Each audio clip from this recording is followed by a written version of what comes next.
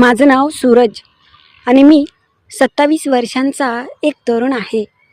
मी एका दुकानामध्ये काम करायचो, म्हणजे मॉलमध्ये. दिवसभर कामात असायचो आणि संध्याकाळी रूमवरती यायचो. माझ्या शेजारी एक काजल नावाची बाई राहायची.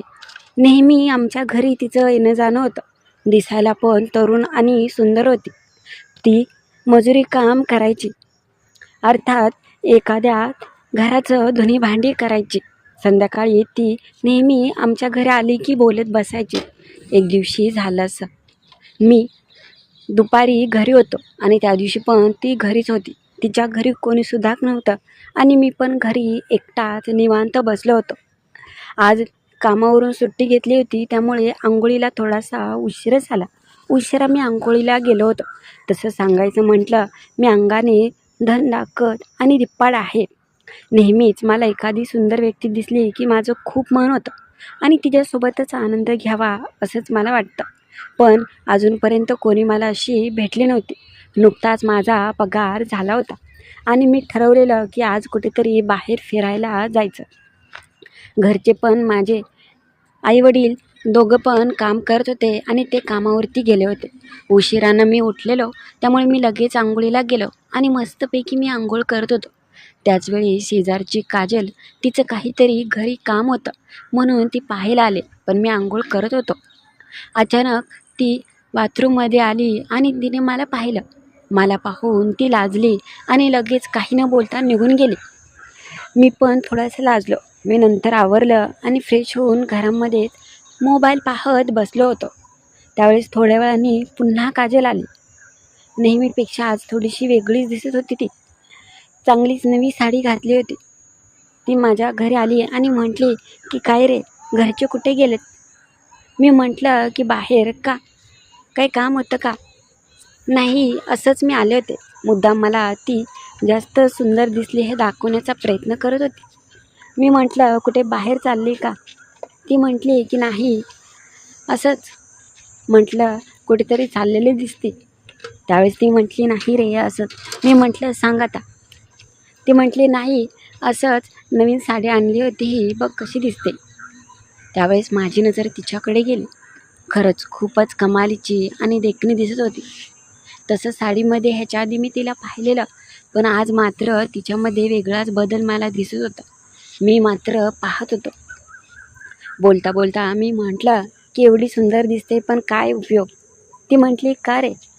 मी म्हटलं की पण तू एकटीच राहते, नवरा तुला नांदवत नाही.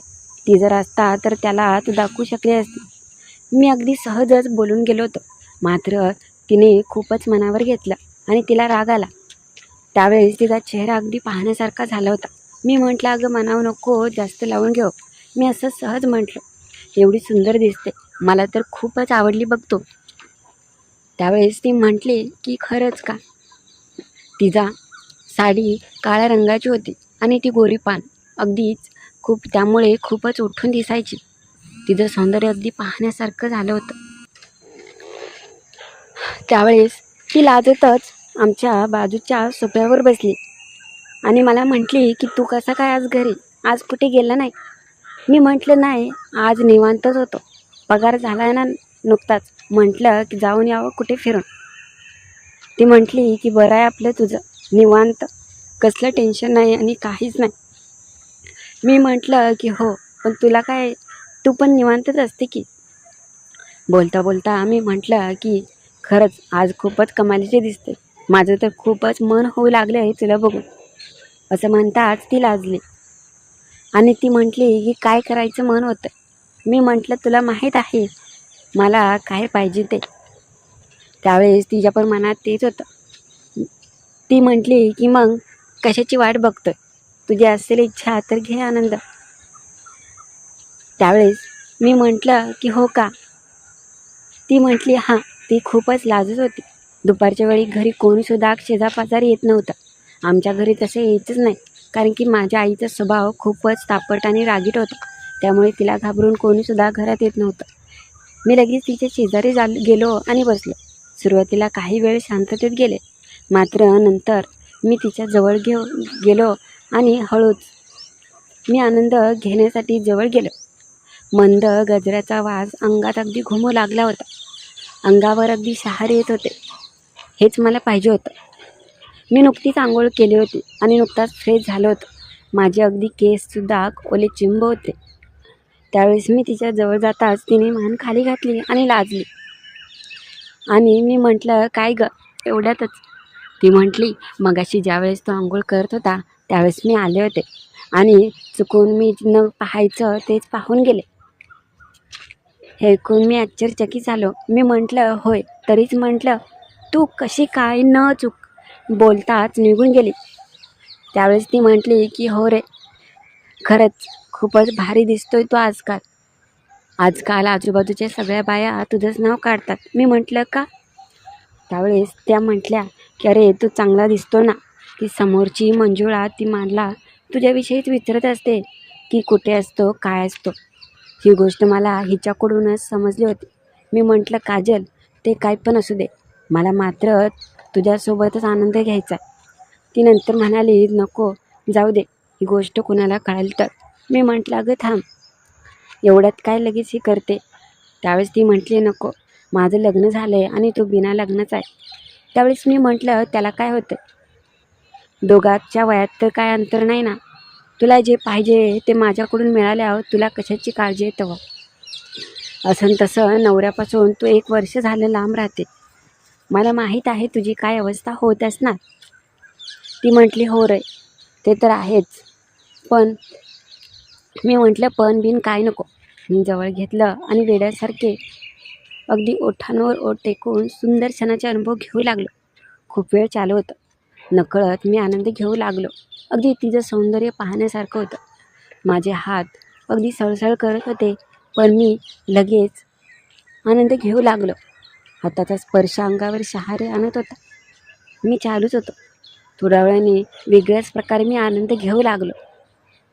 मात्र खूपच सुख मला मिळू लागलं होतं. नंतर तिने मला बाजूला ढकललं आणि रडूच लागली. मी म्हटलं, काय गं काजल, काय झालं? ती म्हटली की नको, मी किती मोठी चूक करते. मी तर तुला किती साधा आणि सरळ समजत होते, पण बाई गं तू असा. मी म्हटलं, अगं तूच स्वतः आधी होकार दिला ना. ती म्हटली की भावनेच्या भारात मी बोलले आणि ती रडू लागली. सूरज, मी तर तुला चांगला समजत होते, पण तू.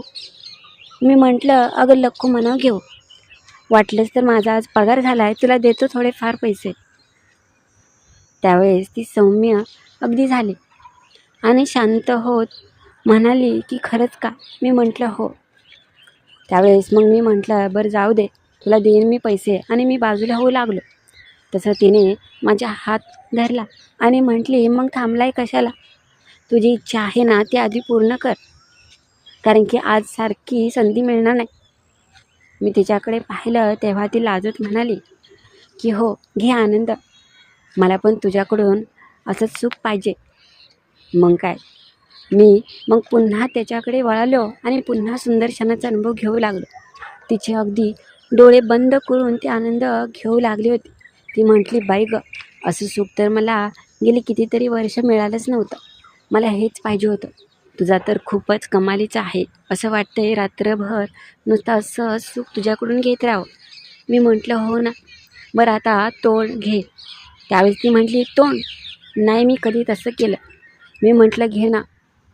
मी थोडीशी विनंती केली आणि म्हटलं की जरा थोडेसे जास्त पैसे देतो. त्यावेळेस ती लगेच चालू झाली. मी मात्र डोळे बंद करून होणाऱ्या सुखाचा आनंद घेत होतो. तिच्या अगदीच ओठांचे उबदार स्पर्श मला लागताच मी अजून वेडापिसा झालो. आणि त्यावेळेस थोड्या वेळाने ती म्हणाली, आता जे करायचं ते गोष्टी कर, बाकीच्या गोष्टीत वेळ नको घालू. सूरज, हो चालो आणि दे मला आनंद. मग काय, मी आनंद देऊ लागलो आणि सुंदर क्षणाचे आनंद मिळताच घरामध्ये तिच्या अगदी मंद आवाज वेडपिसा करत होता. त्या दिवशी मी थांबलो नाही.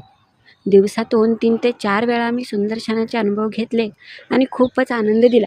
सूरज, खरेच मला विश्वासच बसत नाही. तुझ्याकडून आज माझं मन शांत झाले. इतका दिवस तू भेटला नाही, पण आज इथून पुढे चांगलाच तुझ्याकडून मी आनंद घेईन, असं ती म्हणाली. मग काय, तिथून पुढे आमचं चांगलं जमू लागलं. तर कशी वाटली कथा ते नक्की कळवा. आणि नवीन असाल तर चॅनेलला लाईक सबस्क्राईब करायला विसरू नका.